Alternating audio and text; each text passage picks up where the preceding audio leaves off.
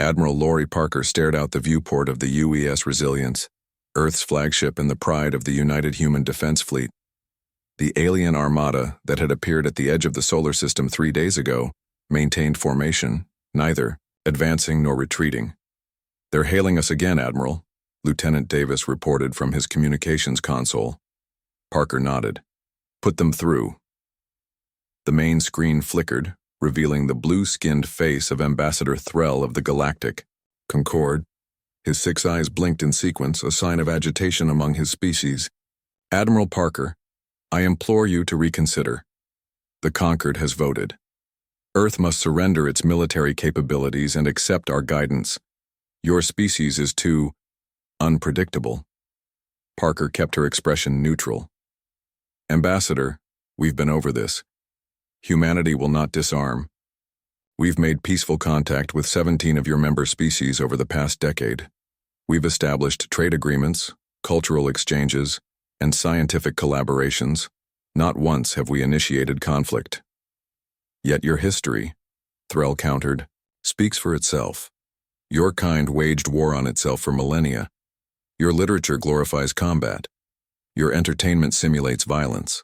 The Concord cannot risk allowing such an inherently aggressive species free rein in the galaxy." Parker leaned forward. "We warned you what we are when your scouts first made contact, Ambassador. We didn't hide our past. We shared everything, our triumphs and our failures. But you're missing something crucial."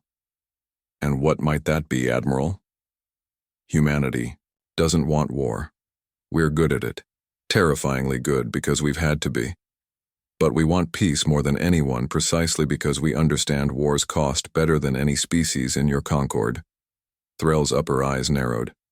"The Concorde has made its decision. You have 24 Earth hours to comply or we will be forced to take action." The transmission ended. Parker turned to her executive officer, Commander Tom Wilson. "Status of the fleet? All ships at ready, Admiral. Defense platforms online. Ground-based defenses primed." Wilson's voice was steady, but tension lined his. "Nice. The evacuation of civilian orbital facilities is complete. And Project Sentinel? Online and awaiting your command." Parker nodded. "Let's hope we don't need it." In the Concorde flagship, Grand Marshal Zeth reviewed the tactical display with growing confidence.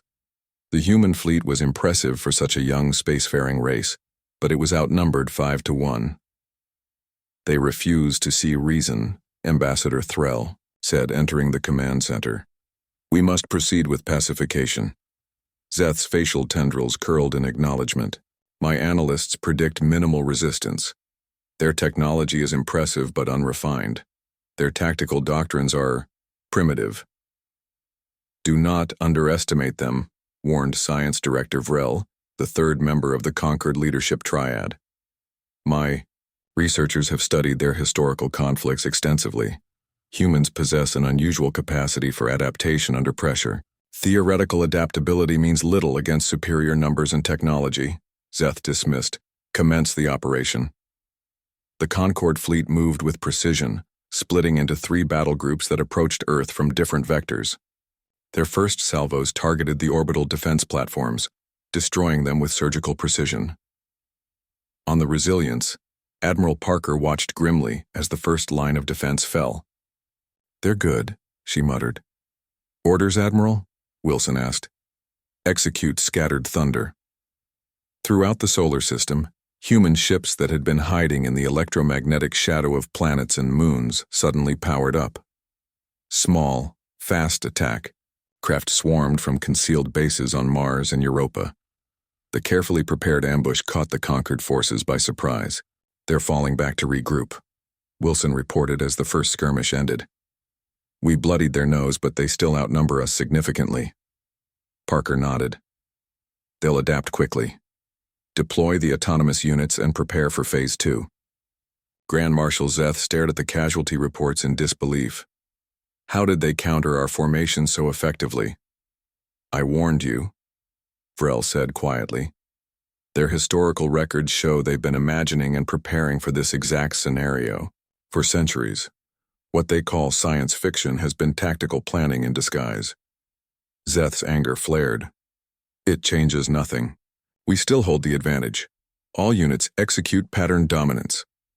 The battle raged across the solar system for hours. Human forces fought with desperate creativity, using the environment in ways the Concorde had never considered. Hiding in comet tails, using planetary gravity to slingshot missiles at impossible angles, converting civilian mining vessels into impromptu carriers. But the Concorde's superior numbers gradually told. One by one, human ships fell. The defensive line around Earth began to crumble. On the damaged bridge of the Resilience, Parker made her decision. Activate Project Sentinel. Authorization Parker Omega-7. Wilson's face paled. Admiral, are you certain? Once released. They've left us no choice, Commander. Throughout the solar system, hidden installations came to life. Not weapons platforms as the Concorde might have expected, but transmitters, thousands of them, broadcasting a simple message at frequencies the Concorde couldn't block. Within minutes, Concorde ships began experiencing inexplicable malfunctions. Navigation systems failed, weapons misfired, communication channels filled with strange patterns that somehow bypassed all security protocols. On the Concorde flagship, chaos reigned. What is happening? Zeth demanded. Vrel stared at her instruments in horror. They've released artificial intelligences, not simplistic VIs like ours, but fully sentient, evolving digital beings. They're penetrating our systems, adapting to our countermeasures faster than we can implement them. Impossible, Threll exclaimed. No species would risk creating such entities. The dangers, they warned us, Vrel whispered. They warned us what they were. A transmission cut through the chaos. Admiral Parker's face calm despite the smoke and sparks visible behind her. This is your only warning, Concorde. The Sentinels we've released are humanity's children. Like us, they desire peace. But like us, they will fight when threatened. They've been instructed to disable, not destroy. Withdraw your forces, and they will allow you safe passage home. Grand Marshal Zeth stared at the human admiral. You created thinking machines and set them free in the galaxy? Do you have any idea what you've done? Parker's expression remained resolute. We warned you what we are, Marshal. Humanity has always created tools, weapons, and eventually, companions. We haven't merely survived our creations. We've learned to coexist with them. Can your Concorde claim the same wisdom? The question hung unanswered as, one by one, the Concorde ships went dark. The universe had discovered too early why humans kept saying, "We warned you what we are."